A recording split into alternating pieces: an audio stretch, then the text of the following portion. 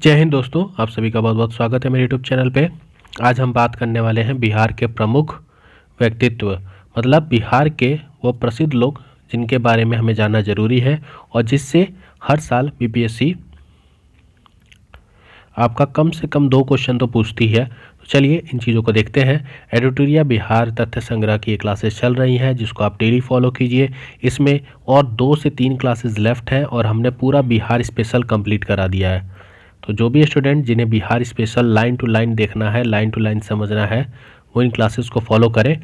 पूरी चीज़ों को हमने डीप में और अच्छे से समझाया है। चलिए क्लास को शुरू करते हैं। सबसे पहले बात करते हैं प्राचीन काल की। तो प्राचीन काल में सबसे पहला नाम आता है गौतम बुद्ध का। बौद्ध धर्म के संस्थापक गौतम बुद्ध थे। इनका जन्म 563 ईस्वी पूर्व में हुआ था और वे शाक्य कुल के थे। तो शाक्य कुल के थे गौतम बुद्ध जी। इन्हें ज्ञान की प्राप्ति बोध गया में निरंजना नदी, जिसे फल्गु नदी, ये पूछा जाता है कि गौतम बुद्ध को किस नदी के पास ज्ञान की प्राप्ति हुई थी, तो फल्गु नदी याद रखिएगा। और वहाँ पे बौद्ध वृक्ष के नीचे इनको ज्ञान की प्राप्ति हुई थी। 1483 ईस्वी पूर्व में कुशीनगर में महापरिनिर्वाण की प्राप्ति हुई इन्हें और मध्यम मार्ग का प्रदान किया। तो मध्यम मार्ग महापरिनिर्वाण की कहाँ, कुशीनगर, ये याद रखिएगा। थोड़ा इनके बारे में जानकारी। आगे बढ़ते हैं, महावीर स्वामी के बारे में बात करते हैं। महावीर स्वामी का जन्म 540 ईस्वी पूर्व में वैशाली के कुंडम ग्राम में हुआ था। तो वैशाली याद रखिएगा। इनका संबंध ज्ञात्रिक कुल से था। जैन धर्म के ये 24वें एवं अंतिम तीर्थंकर थे। इन्होंने 12 वर्ष की कठोर तपस्या के पश्चात गिरिभीमक ग्राम में त्रिजुपालिका नदी के तट पर साल वृक्ष के नीचे कैवल्य ज्ञान की प्राप्ति हुई। अब देखिए, क्वेश्चन मालूम है आपसे महावीर स्वामी जी के बारे में क्या पूछेगा कि इनको, महावीर स्वामी जी को ज्ञान की प्राप्ति किस नदी के किनारे हुई थी। तो याद रखिएगा, ये नदी बहुत इंपॉर्टेंट है और ये वृक्ष, क्योंकि हम लोग बौद्ध गया, बौद्ध वृक्ष यही याद रखते हैं। तो ये नदी याद रखिएगा, ठीक है। त्रिजुपालिका नदी और ज्ञातक कुल के थे, ये चीज़ें याद रखिएगा। चंद्रगुप्त मौर्य के बारे में बात करें तो चाणक्य की सहायता से नंद वंश को समाप्त कर 321 ईस्वी पूर्व में चंद्रगुप्त मौर्य ने मौर्य वंश की स्थापना की। ये प्रथम बार भारत के विशाल साम्राज्य को संगठित रूप प्रदान किया था। किसने? चंद्रगुप्त मौर्य ने। चाणक्य की बात करें जिसे कौटिल्य कहा जाता है, तो चंद्रगुप्त मौर्य के राजनीतिक जो गुरु एवं प्रधानमंत्री थे चाणक्य। इन्हें राजनीतिक एवं प्रशासनिक विषय पर आधारित अर्थशास्त्र की रचना की थी और इनकी बुक का नाम था, वो भी मुझे बता दीजिएगा क्या था। अशोक, मौर्य वंश का सबसे महान शासक अशोक चंद्रगुप्त मौर्य का पौत्र एवं बिंदुसार का पुत्र था। तो चंद्रगुप्त मौर्य का पुत्र कौन था? बिंदुसार। बिंदुसार का पुत्र अशोक।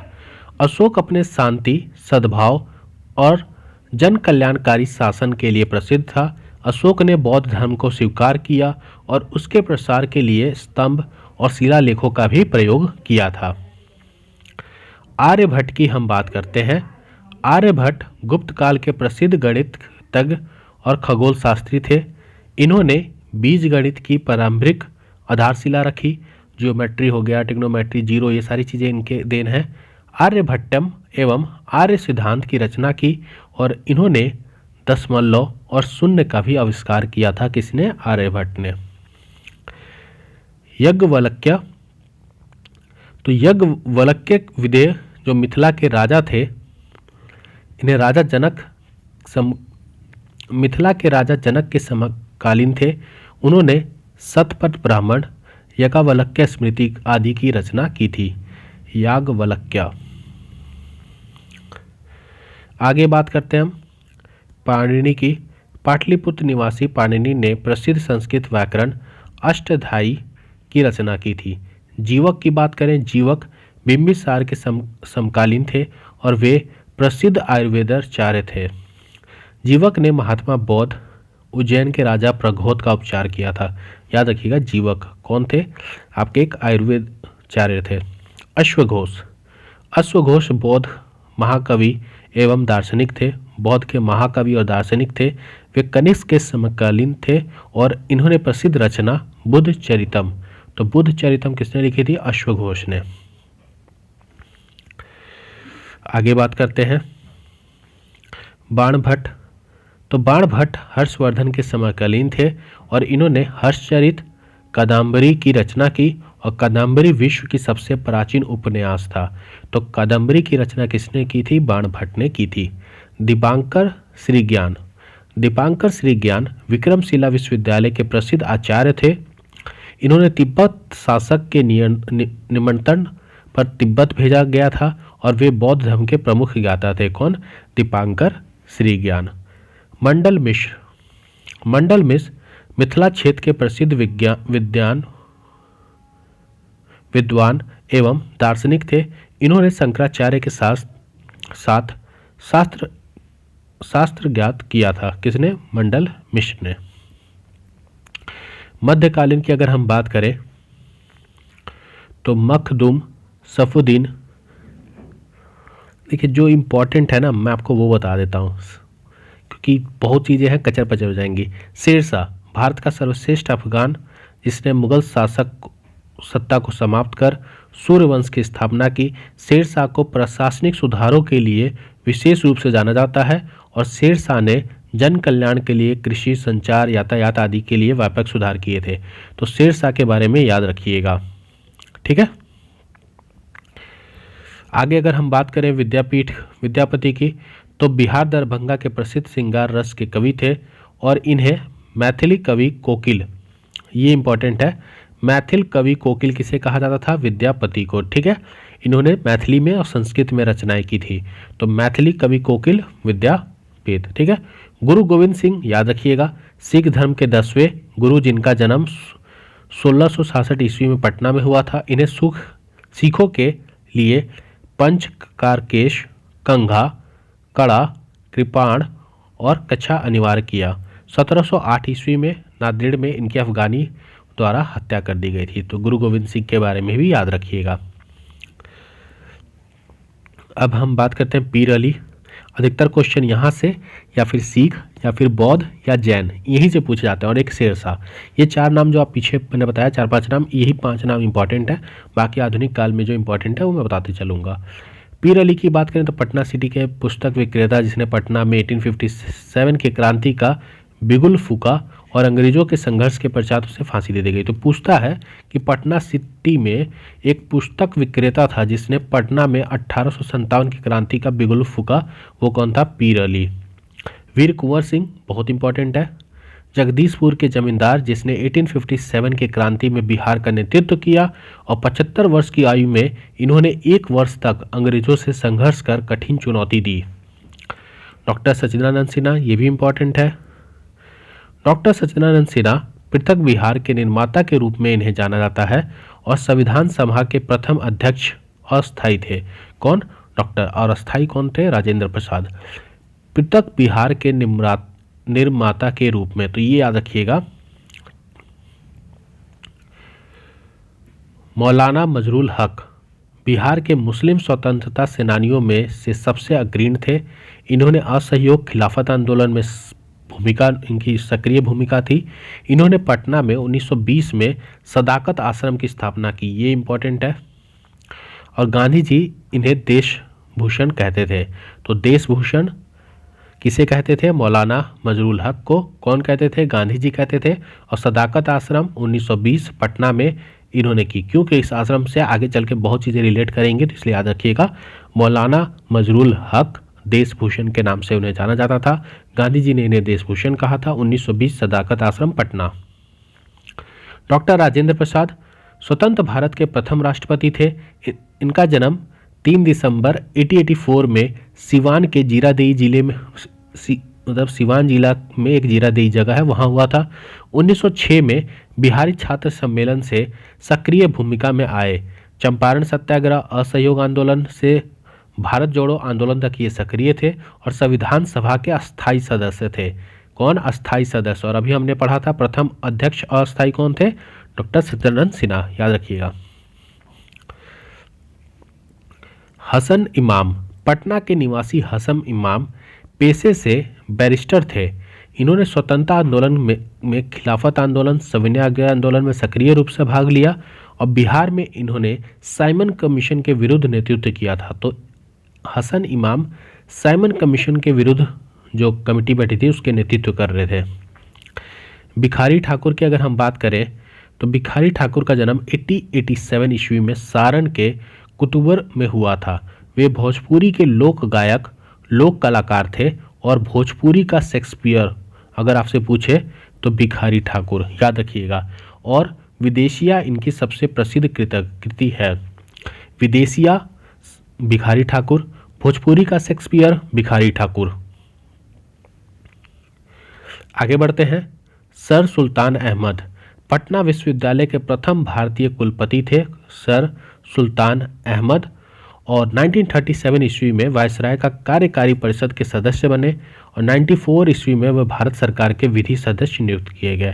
तो पटना विश्वविद्यालय प्रथम कुलपति सर सुल्तान अहमद, बस इतना याद रखिए, उससे ज़्यादा नहीं पूछा जाएगा। सत्येंद्र प्रसन्न सिन्हा बिहार के प्रथम भारतीय गवर्नर बने, इससे भी ज़्यादा नहीं पूछा जाता।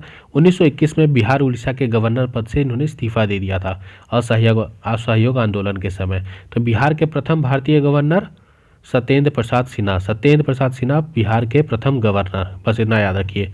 राजकुमार शुक्ल, ये मैंने जो मॉक टेस्ट करा रहा था मैं भी चंपारण बीपीएससी वाला, उस पर मैंने बताया था कि राजकुमार शुक्ल चंपारण के प्रसिद्ध किसान नेता थे जिन्होंने किसानों की दुर्दशा के प्रति कांग्रेस एवं गांधी जी का ध्यान खींचा और इन्होंने 3 कठिया सिस्टम पे ध्यान खींचा था। और ये 1916 में जो लखनऊ सेशन हुआ था उसमें राजेंद्र प्रसाद की मदद से ये गांधी जी से मिले थे। चलिए आगे बात करते हैं।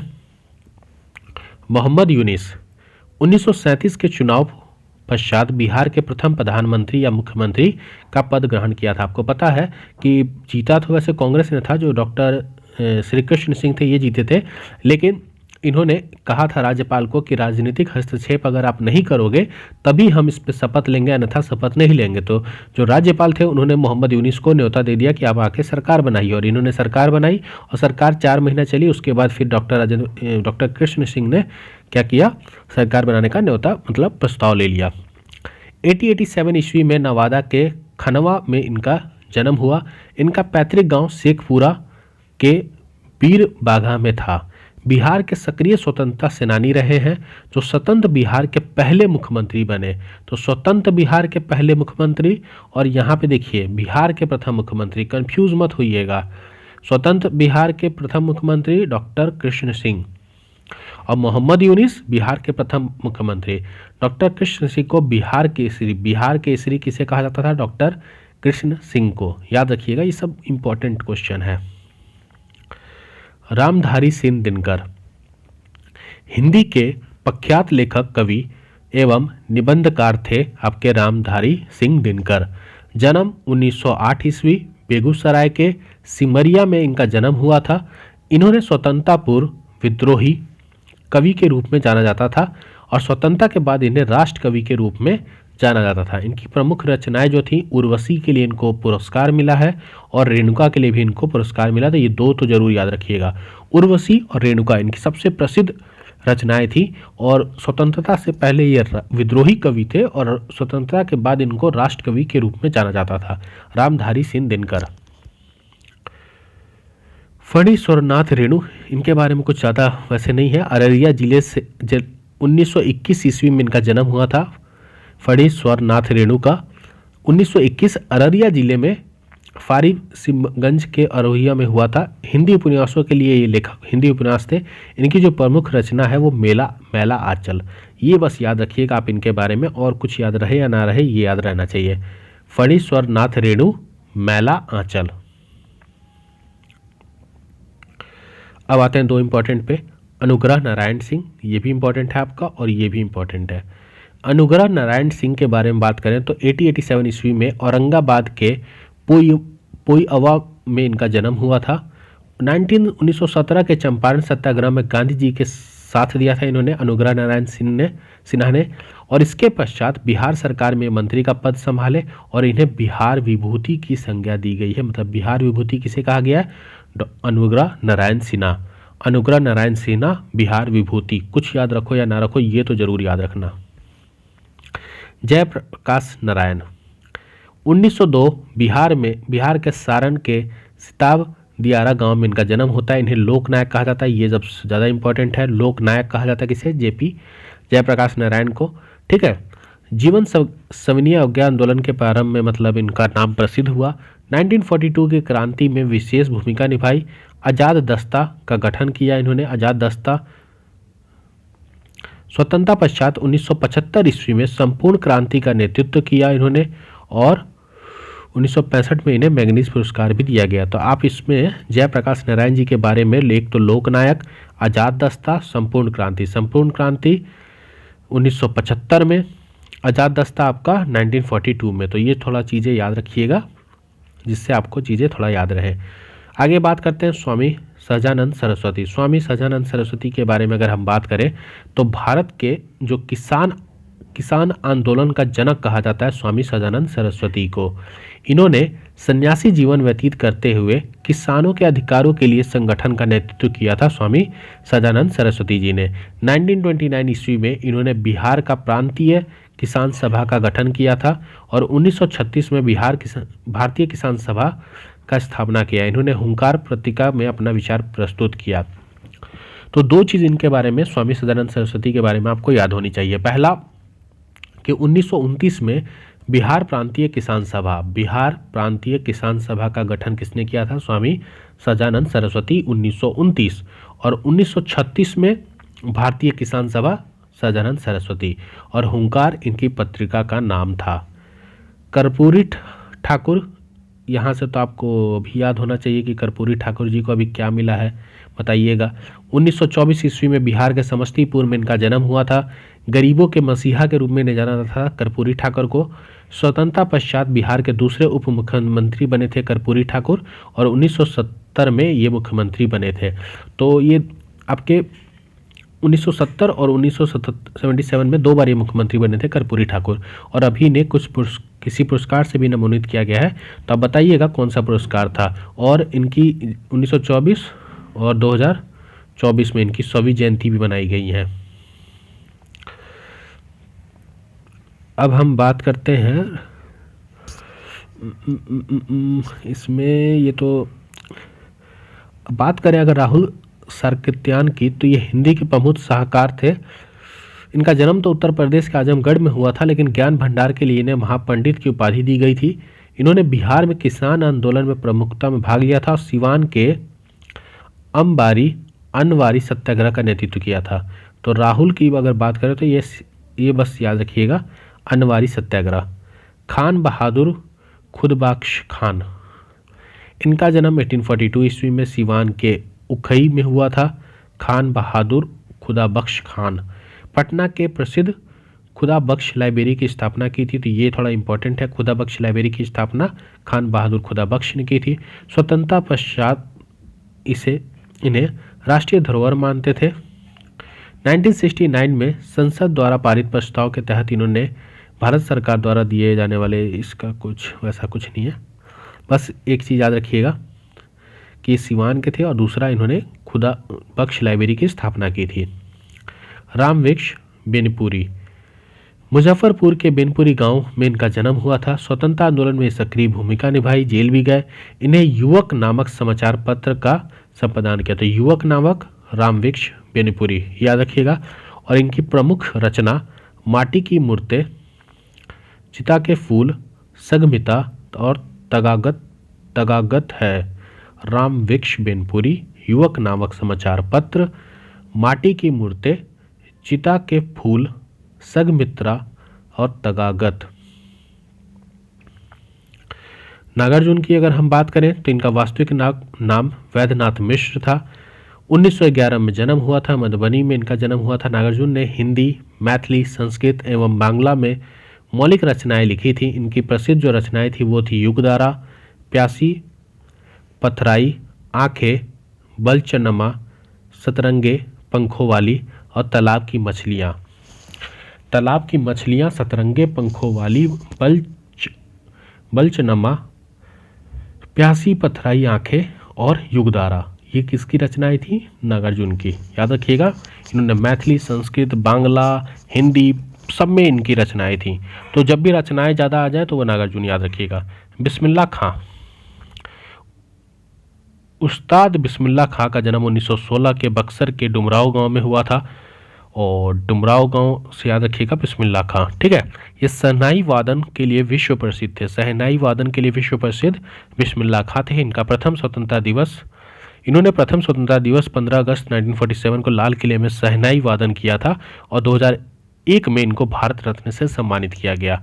तो बिस्मिल्लाह खां को भारत रत्न से सम्मानित किया गया है 2001 में, और 15 अगस्त 1947 को इन्होंने लाल किला पर शहनाई वादन किया था। बक्सर के डुमराव गांव के रहने वाले हैं। और भारत रत्न से आपको कुछ चीज़ें याद होनी चाहिए जो मैंने अभी आपसे तुरंत थोड़ी देर पहले पूछा था। तो यही सारी चीज़ें थी। आज हमने बिहार के जो प्रमुख लोग हैं उनके बारे में पढ़ा, और अभी आप एक और नाम इसमें ऐड कर सकते हैं, बिहार की कोकिला, जो अभी शारदा जी थी जिनका देहांत हो गया, जो उन्होंने बिहार में छठ पूजा पे बहुत सारे गीत लिखे हैं। तो ये भी थोड़ा याद कर लीजिएगा क्योंकि ये भी इम्पोर्टेंट है। अभी इनका देहांत हुआ है तो पूछ सकता है क्वेश्चन आपसे। तो आपको क्लास कैसा लगा कमेंट करके बताइएगा। अगर चीज़ें अच्छी लग रही हैं तो इस वीडियो को शेयर करें, लाइक करें, थोड़ा सा आप कमेंट करें, और शेयर भी मतलब सब्सक्राइब भी कर लिया करें, क्योंकि वीडियो हज़ार लोग देखते हैं, सब्सक्राइब सिर्फ 2 ही 4 लोग करते हैं। तो कर लीजिएगा। बाकी मिलते हैं अपने नए वीडियो में। जय हिंद।